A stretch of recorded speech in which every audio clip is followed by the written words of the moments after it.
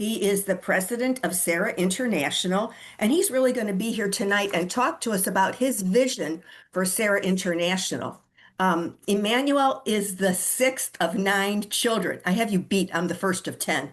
And he grew up in Genoa, Italy, which is so neat. He graduated from the University of Genoa and he has a degree in economics and commerce. And he spent like most of his life, 20 years between Genoa, New York City, and Miami, sort of managing his family owned shipping business. But then he started his own private equity company, and he was based in Milan, Italy. But now he lives in Lugano, Switzerland. So he joined the Serra Club in Lugano in 1997, and he's been a club president, he's been a district governor, he's been president of the Italian National Council. He has three children and five grandchildren, and they all live here, Emanuele, in the States. So he's here a lot. Emanuele Costa, we're so happy to have you. Welcome to Serra Meets. Thank you. Thank you, Anne. Good evening to everybody, first of all. And thank you for inviting me to participate to this Serra Meets tonight. It's always a joy for me to talk about Serra. And in fact, I'm giving a title to my talk. The title is "The Serra I Love." And I will divide my presentation in three parts. Why I love Serra, what Serra means to me, and what it means to be, for Serra to be an international organization. This is not meant to be a lecture, but rather an opportunity to share my feelings and my experiences as a Serran for nearly 30 years, as you said, to listen to your experiences and answer your questions. So let's start with why I love Serra. I love Serra because it embodies spirit, action, and heart, all at the same time. It is indeed a unique organization in the world, capable of blending spirituality and action with a great deal of heart, as I said, expressed in two ways. First is the friendship and affection for priest and consecrated person on one hand, and also friendship among Serrans. So basically, let's us remember that the Christian faith is rooted in love. What has been most rewarding in my years as Serran, together with my wife Beatrice, is a true friendship we have developed, on one hand, with countless priests, consecrated persons, and seminarians, and on the other, with so many wonderful servants we have met on various occasions in different parts of the world. Also, another thing that I really feel and I like about Serra is that while most faithful turn to priest to ask for something, whether for the sacraments or asking for help or advice, Serrans offers something to priest. So our human understanding, our professional skills, our friendships, all religious too, need to be listened to, understood, encouraged, and sometimes to be given a time to vent. At times, they also need to be defended in a society that tends to marginalize them. And this, I believe, is what have inspired our four founders in Seattle 90 years ago. I'm sure some of you know that last Saturday, the Serra Club of Seattle has celebrated this meaningful 90th anniversary. And I had the privilege to be there. Not 90 years ago, by the way, last Saturday. So what Serra means to me. The way I see it, Serra can be summarized in 3 points. Serra is a vocation, is the only lay association in the world dedicated to vocations, and obviously the 3 goals of Serra, which are strictly interconnected. So Serra is a vocation. We all know that, but I like to say that Serra is a call to respond to a need. So we all know that the church and the society need priests and consecrated persons, especially in an historical moment when challenges are multiplying. And as we know, there is a shortage of priests, in the developed countries in particular. And this is the primary vocation of Serra, to pray and act to foster new and holy vocations. At the same time, while we need new priests, we Serrans know that also priests and consecrated persons need us, our friendship. On this topic of friendship and Serran vocation, I like to read what Pope Francis said to us, and most of you have heard this before, but I think it's worth repeating. Pope Francis said, the Serra Club is a place where this beautiful vocation grows, being lay friends of priests, friends who know how to accompany and support them with faith, steadfast prayer, and apostolic commitment. Friends who share the wonder of the call, the courage of a definitive choice, the joys and struggles of ministry. This is a great gift with which you enrich the church. So Serra is a vocation, as I said. Now, Serra is a unique lay association. There is no other lay organization in the world with the same goals of Serra, to foster and support vocation while encouraging its member to strive for holiness. I mean, this is a combination of goals is indeed unique. Serra is organized as a service club. Now, the term club may not appeal to everyone, but it signifies the organizational structure necessary for a national and international movement. What then makes a difference with other service club is the service itself, which in Serra case is unique and distinctive. This is what our founders in Seattle envisioned when they chose as their service to foster new vocation and affirm existing ones, the same as today. Why is this service offered by lay people so important? I think it's because the vocation awareness develops during the years when young people live with their families, attend school, and start engaging in the society. Places where we as lay people are always present and where priests may not always be there. This is where young people grow, learn, and mature. And so that's why we as lay people are involved. And vocation is not only a church affair. Talking of the Serra goals and the 3 objectives, we all know: to promote new vocation, to support existing vocation, to grow in our own holiness. I will just share with you a few comments. On promoting vocation, it means primarily to focus on youth, and this is a real challenge. I like what was stated in, this is one in 2018, there was a synod of the young peoples, or synod of youth, I don't remember how it was called. And the main statement there was, I mean, the young people must be listened and accompanied on their existential journey towards maturity so they can discover their life purpose.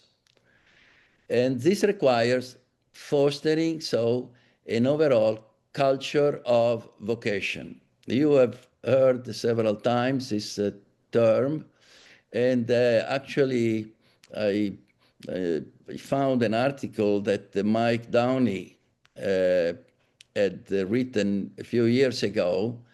And in explaining what culture of vocations means, he wrote, let's start with the word culture. Culture means a set of shared values, attitudes, and behavioral norms that bind a community together. For Catholics, these values are defined by the teaching of Jesus Christ.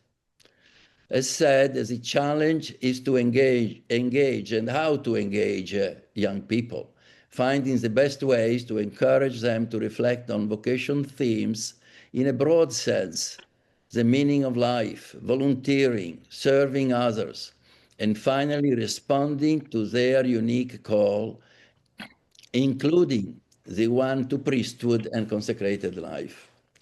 So this is far promoting vocation. Affirming vocations means being true friends to priest and consecrated person. We already said that. From their discernment in this is a point I feel strongly about that.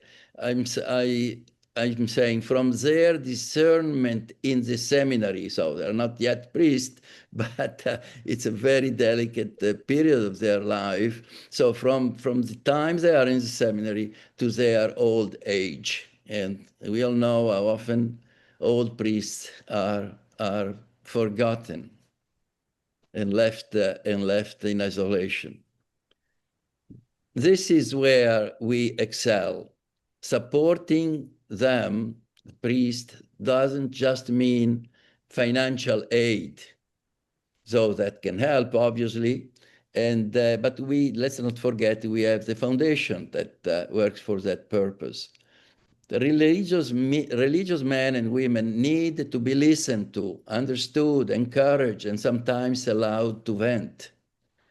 Our affection goes hand in hand with deep respect for their choice to dedicate their lives entirely to serving Christ and his flock, and with working to promote their respect in the society.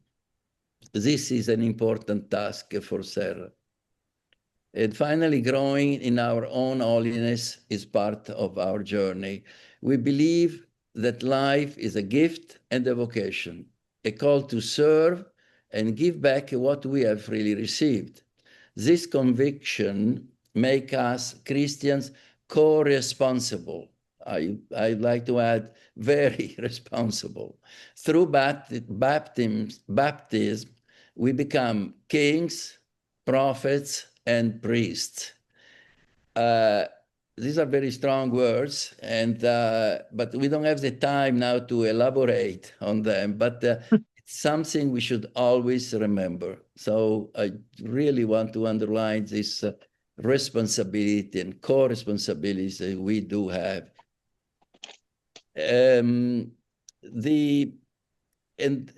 What I like is to think that these three goals, okay, so the affirming vocation, promoting vocation, and the growing into holiness is they go together, and this is what really makes Serra unique. If I want to put in summary all these sketchy thoughts that I'm sharing with you, I have a favorite motto, which says, to be in order to do. Okay, so being encompasses our inner life, humanity, spirituality, and heart. Being good Christian, in short. And being is a foundation for doing, acting, and working together as an organization. I may have already mentioned this another time, but I like what Cardinal Collins said to us in one of his treasured reflections to us. He said, we cannot give if we are not first rooted in being, if we cannot be a model. And he said, catch the fire, then share the fire. And then he added, to cross the desert of the world with its illusions, mirages, and dangers, draw water from the well of salvation. My third point was the fact that Serra is an international organization. And why is that important? Serra's international nature brings together diverse societies and cultures, however, all working for the same goals. Approaches may be different from country to country, from club to club, but mission and prayer unites us all. So different languages, different action, different situation. But by the way, the prayer is exactly the same for all, for all of us around the world. So, thanks to its international presence, Serra International is a respected institution within the Catholic Church, valued by priests, religious, bishops, and even popes for the vital role lay people play in fostering, supporting vocation. Our unique mission, I'm sorry, you all know about this, but let me repeat it. Our unique mission is formally recognized by the Vatican Dicastery for the Clergy through an aggregation document dating back in 1951. But think about it, this dicastery oversees all priests and all seminarians of the world. During a recent visit by the Serra International Board to Rome, we witnessed firsthand their deep appreciation for our work. Tell you, it's unusual to receive such a warm and friendly welcome in the Vatican, where normally a very formal environment prevail. Cardinal Lazzaro Yu Eung-sik is from South Korea, which is the prefect of the dicastery, and Bishop Ferrada, his secretary, spent almost 2 hours of pleasant conversation with us, making us feeling at home. And when we left, rather than, I approached him, just to shake hand and kiss his ring, and he gave me a big hug.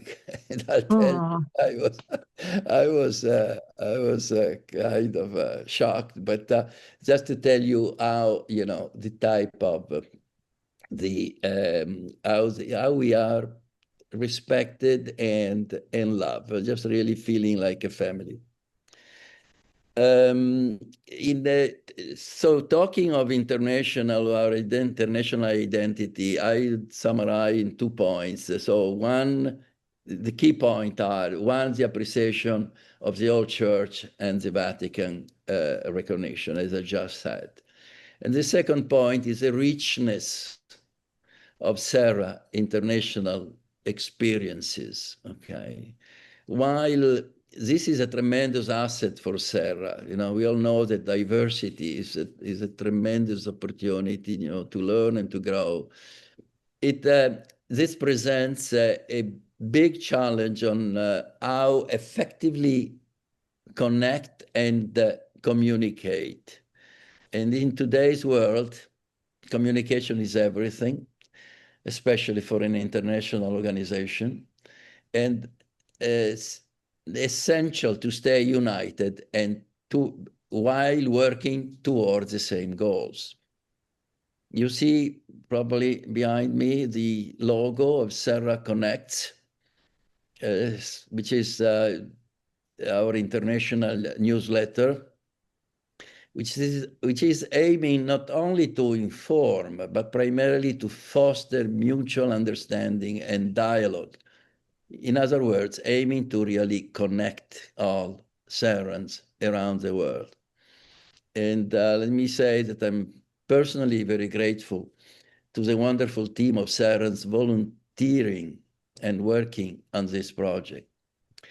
Let me reach some conclusion, which is an invitation. Let's all move forward with joy and courage.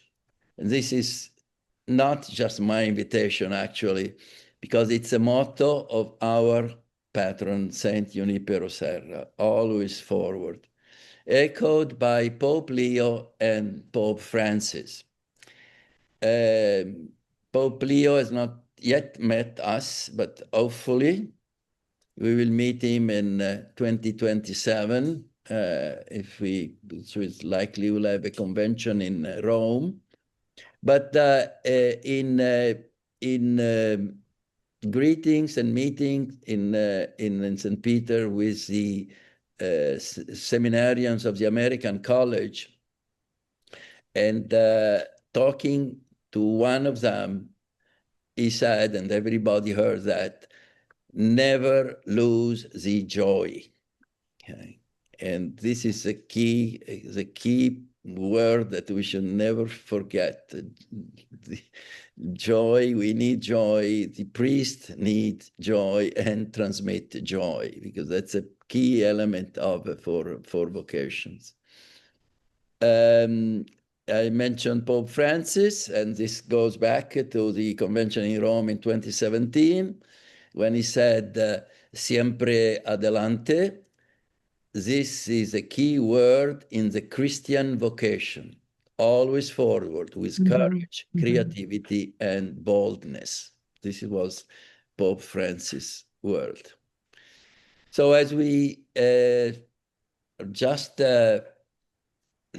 celebrating the milestone of 90 years of the Seattle Serra Club, let us honor the four founders of Serra International. Their legacy is a call to action for all of us to follow in their footsteps with courage and boldness, always moving forward.